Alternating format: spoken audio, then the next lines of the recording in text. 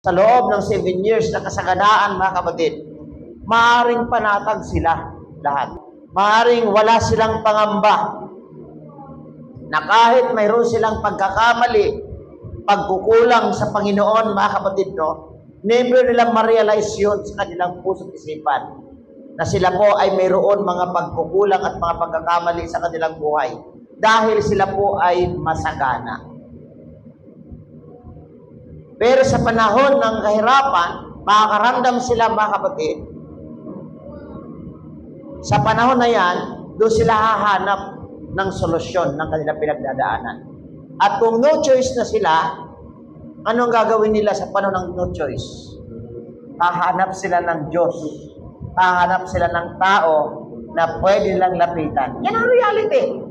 Ang tanong ko sa inyo, mga kapatid, sa panahon lang ba yan doon? O doon lang sa lugar ni Parao yan, mga kapatid, sa kaharian niya? Or nararamdaman din ba natin sa ating mga panahon yan, mga kapatid, na sa panahon na napakasaya ng pamilya natin, sa panahon na masagana tayo, mga kapatid, sa panahon na wala tayong problema, naisip pa natin na, Lord, mananalangin ako sa iyo, magiging tapat ako sa iyo, maglilingkod ako sa iyo, Panginoon. Naisip ba natin yon? Wala, mga kapatid. Why?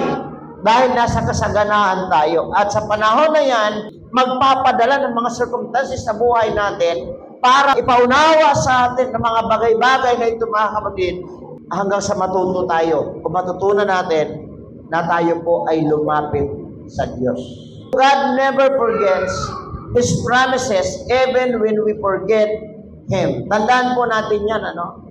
Ang Panginoon hindi nakakalimot sa atin. Isa nakakalimutan natin, babalik sa buhay natin. Yung mga problema, talagang minsan nakakalimutan na natin na may Diyos pala tayo.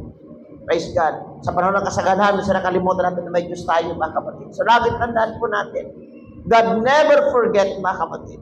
Di tayo kinakalimutan ng Diyos. So, sana marami pang ganito, no?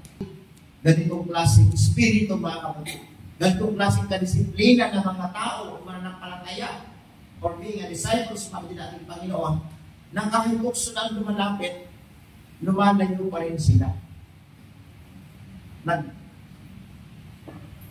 Kumbaga, nagmamatigas pa rin sila. Ayaw nila, mga kapatid, magpadaig sa tukso. Sana marami pang ganitong klase bago din naman ng palataya in this generation. No? Napakaganda, mga kapatid. So ito po, mga kapatid, no? Ano mang sitwasyon mo, sabi nga dito sa aral na magpulot natin, kapag ang Diyos ay kasama mo, maaari ka pa rin magtagumpay. Paano si Diyos ay magtagumpay? Dahil po, araw-araw kasama niya ang Panginoon. So ang lesson bakit sa buhay natin this generation, isa po sa napakagandang bagay sa buhay natin, kung gusto natin maging lagi na pagtagumpay tayo, sikapan natin sa buhay natin, sa puso natin, araw-araw sa buhay natin, na makasama natin ang ating Panginoon. Na huwag malayo ang Diyos sa buhay natin.